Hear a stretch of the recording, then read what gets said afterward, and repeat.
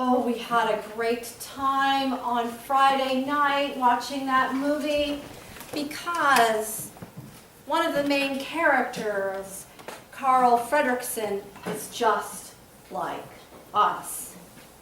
He and his wife, Ellie, had big adventurous dreams that were repeatedly postponed, first by flat tires and broken limbs and home repairs. They ended up, like many of us, living quieter lives full of joy, full of poignant moments instead of big adventures.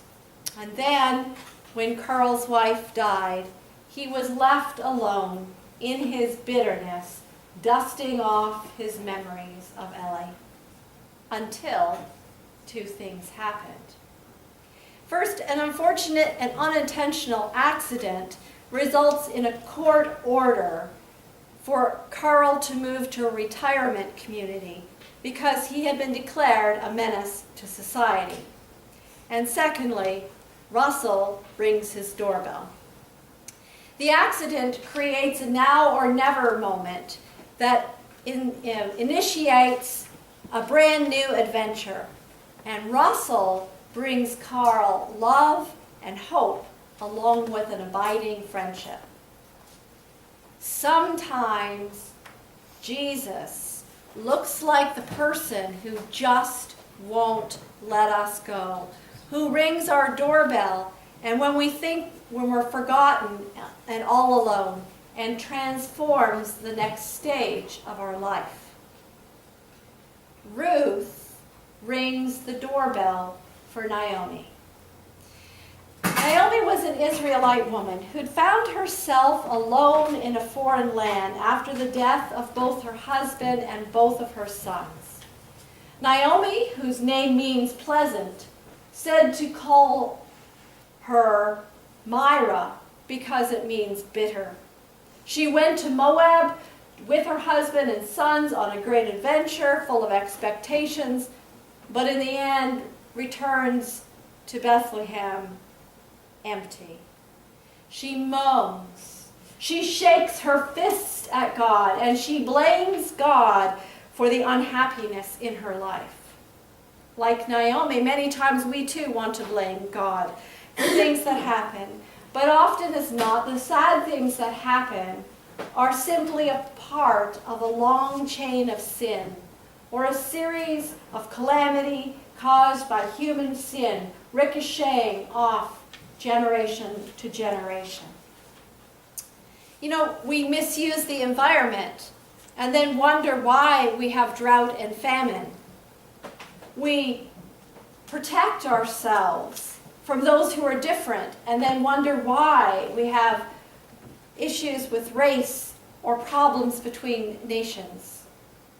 We indulge ourselves in things and in food and in activities that are solely for our pleasure. And then we wonder why friendships are fractured and families fall apart. God created us for shalom, for flourishing, for life abundant. But our sin unmade much that was good. Naomi was the personification of bleakness, refusing even the company of her daughters-in-law, sending them back to their own families in Moab where they would most likely be taken care of. But Ruth is the personification of tenacious hope and persistence. Ruth clung to Naomi. The Hebrew word davag, to cling, is the same verb that's used in the relationship between Adam and Eve. In Genesis 24 we read, "Therefore shall a man leave his father and mother and cleave unto his wife, and they shall be one flesh." Ruth is holding on for dear life. She's tenacious and persistent and unyielding. Maybe she has nowhere else to go, but I think there is something more at play in her insistence to stay with Naomi. There is something to be said about the Ruth response. to life's challenges and deepest difficulties. Sometimes you just have to hang on and see what God has in store. Ruth was a Moabite, a worshiper of the god Chemosh, and yet by clinging to Naomi, she was keeping Torah. By honoring the woman who had become mother to her, she was filling the 5th commandment, honor your father and mother.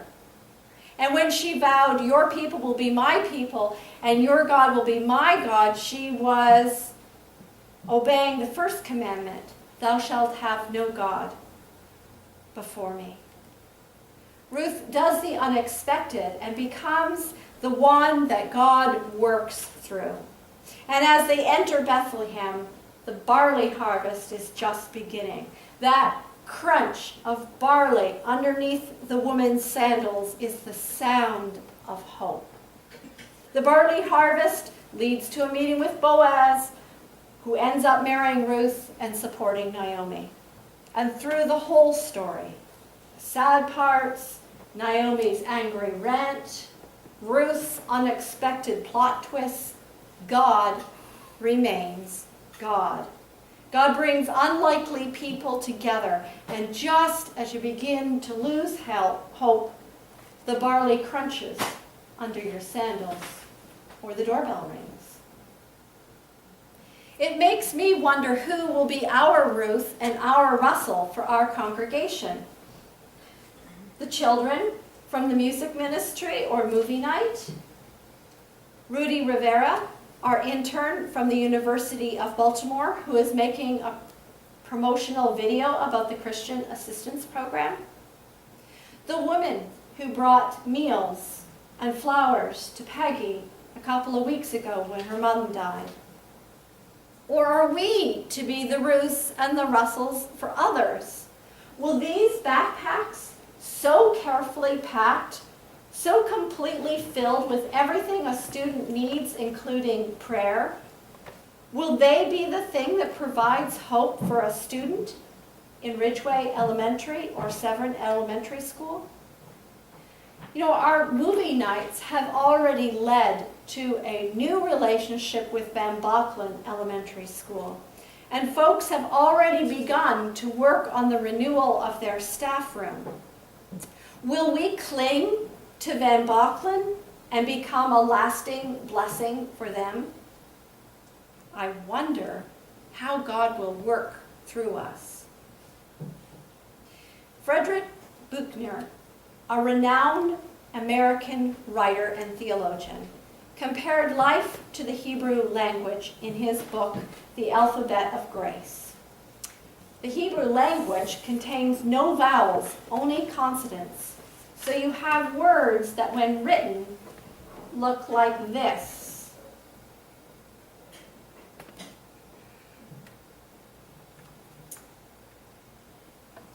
Now you can't pronounce such things, of course, without vowel sounds to slide in between these consonants. Native Hebrew speakers, however, know just which vowels to use and where to supply them. And so BRK becomes Barak, a blessing, and GDL becomes Gadol, meaning great and big, and so on. Life is like that, Buechner suggests. There are lots of hard truths and hard sounds that get jammed together in the tragedies of life and even in the ordinary circumstances.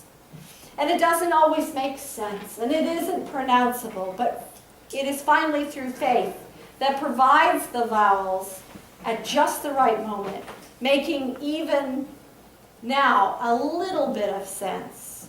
Life isn't always phonetic in the literal sense, but with the Spirit's help, perhaps grace can supply what is missing. As often as not, it is the providence of God that does that for us.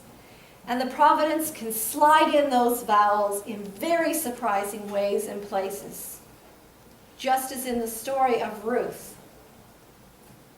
When Ruth clung to Naomi by faith. She had no idea that by being a blessing to Naomi, that she would meet and marry Boaz and eventually have a son, Obed, who would have a son, Jesse, who would become the father of King David, and from King David's family comes Jesus. God used the love of a penniless woman in a foreign country to bless all of Israel and the entire world. Now that is quite a love story. Carl may not be a real man, but he feels what we real people feel every day. The disappointments of life, the unexpected loss of a dream, and even the loss of a loved one. Sometimes we focus so much on what could be or what we should have done that we miss the importance of the people that God brought into our lives.